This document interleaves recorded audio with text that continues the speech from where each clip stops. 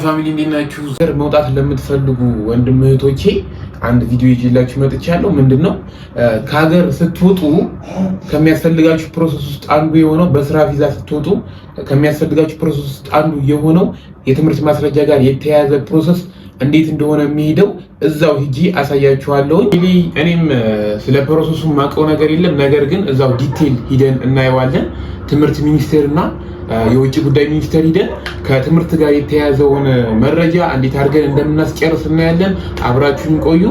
ቪዲዮውን ሰብስክራይብ በማድረግ ጀምሩት። ሌትስ ጎ። እንግዲህ ፋሚሊ የትምህርት ማስረጃችንን ይዘን እንሄዳለን። የትምህርት ማስረጃ የሚያስፈልገውን ነገር በሙሉ ዲቴል አላውቅም፣ ነገር ግን እዛ ሄጄ ሁሉንም ነገር አጣርቼ ምን እንደሚያስፈልግ ምን ይዛችሁ መሄድ እንዳለባችሁ እዛው ነግራችኋለሁ። ነገር ግን እኔ የትምህርት ማስረጃ የልደት ካርድ ይዤ እሄዳለሁ። ፓስፖርትን ይዤ እሄዳለሁ። ምን ያስፈልጋል የሚለውን እዛው ዲቴል አጣርቼ ነግራችኋለሁ። አብራችሁን ቆዩ። ቪዲዮውን ሰብስክራይብ በማድረግ ጀምሩ። ይመቻችሁ። ፋሚሊ እንግዲህ በትራንስፖርት ነው የምንሄደው። እዛው እንገናኝ። እንግዲህ ፋሚሊ ጉዞ ጀምረናል። ወደ መገናኛ ነው የምንሄደው። ከመገናኛ የ4 ኪሎ ታክሲ ይዘን ወደ 4 ኪሎ እንሄዳለን። መንገዱ ክራውድድ ነው ይመስለኛል፣ በጣም ትንሽ ደርሰናል። እንግዲህ እየወረድን ነው።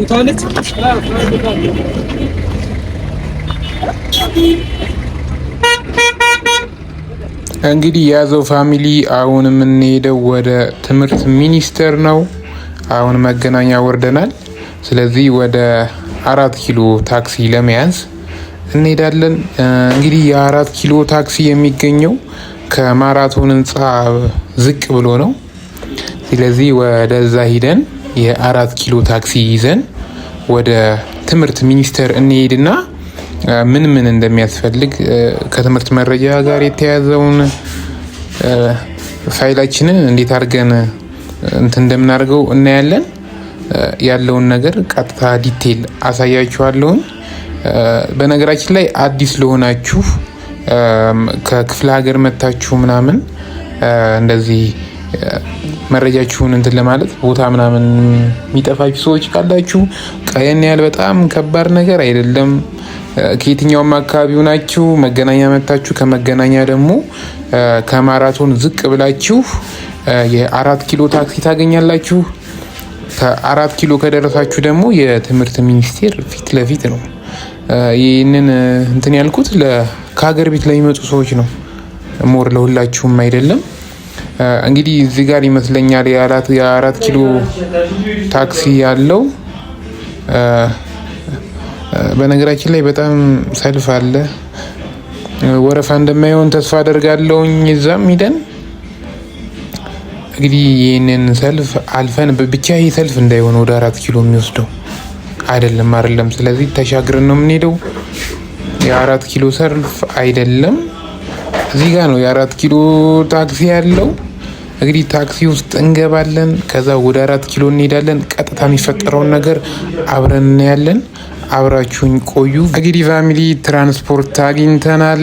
ቀጥታ ወደ 4 ኪሎ ነው የምንሄደው። እንግዲህ ትራንስፖርት አግኝተናል። አሁን የምንሄደው ወደ 4 ኪሎ ነው። እዛው እንገናኝ። እንግዲህ ወደ 4 ኪሎ ተቃርበናል። ኦልሬዲ 4 ኪሎ ደርሰናል። እንግዲህ ፋሚሊ 4 ኪሎ ደርሰናል። አሁን ትምህርት ሚኒስቴር እንሄዳለን። ሌትስ ጎ። እንደምታዩት 4 ኪሎ ደርሰናል። ትምህርት ሚኒስቴርም እንደምታዩት ይኸው ከፊት ለፊታችን ይገኛል። መግቢያው በታች ነው። እንሻገራለን። ከዛ በኋላ ገብተን እንጠይቃችኋለን ማለት ነው ዲቴል። ስለዚህ እኔም አዲስ ነኝ፣ መረጃዬን ይዤ እየሄድኩኝ ነው። ምን እንደሚያስፈልግ ጠይቃለሁ። በነገራችን ላይ እዛ አካባቢ በጣም ሴኩሪቲ ናቸው ማለት በጣም ከባድ ነው ቪዲዮ ለመቀረጽ። የእውነቴን ነው የምላችሁ። በጣም በተለይ 4 ኪሎ አካባቢ በጣም አስቸጋሪ ነው። ቢሆንም ግን ያለውን ነገር አሳያችኋለሁኝ። መግቢያው ይኸውላችሁ። እንግዲህ መግቢያው በዚህ በታች ነው። ትምህርት ሚኒስቴር ደርሰናል። እንግዲህ ገብተን እንጠይቃችኋለን። እዚህ ጋር ሌላም ሰው አለ ይመስለኛል። ጋይስ እዚህ አይደለም የሚመታው እያሉ ነው። ማህተብ ቦታ ቀይሯል እያሉ ነው። በነገራችን ላይ ቦታ ቀይሯል እያሉ ነው።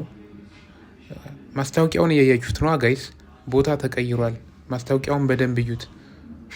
5 ኪሎ ማርያም ቤተክርስቲያን ፊት ለፊት ነው የሚለው። እንግዲህ ደርሰናል። 5 ኪሎ ማርያም ቤተክርስቲያን ፊት ለፊት እንግዲህ ይህንን ይመስላል። እንደምታዩት የትምህርት ምዘናና ፈተናዎች አገልግሎት ነው የምንሄደው። እንደምታዩት ጋይስ ደርሰናል። በነገራችን ላይ በጣም ሴኩር ናቸው። መቀረጽ አይቻልም ጋይስ። እንግዲህ ፋሚሊ ቪዲዮውን እንዳያችሁት ነው። በጣም ሴኩሪቲ አለ። ቪዲዮ በተለይ ወደ 4 ኪሎ አካባቢ ለመቀረጽ በጣም ተቸግሬ ነበር።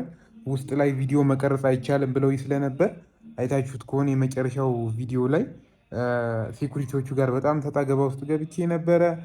በጣም በስንት መከራ ነው የለቀቁኝ።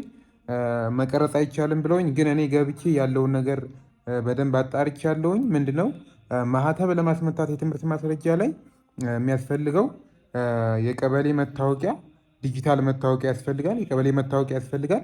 ሁለቱም ኮፒ ያስፈልጋል። እና ደግሞ ቪዛ ፕሮሰስ መጀመራችሁን የሚያሳይ ማስረጃ ያስፈልጋል። እንግዲህ ይህንን ይመስላል። አካውንቱን ሰብስክራይብ አድርጉት። ይመቻችሁ።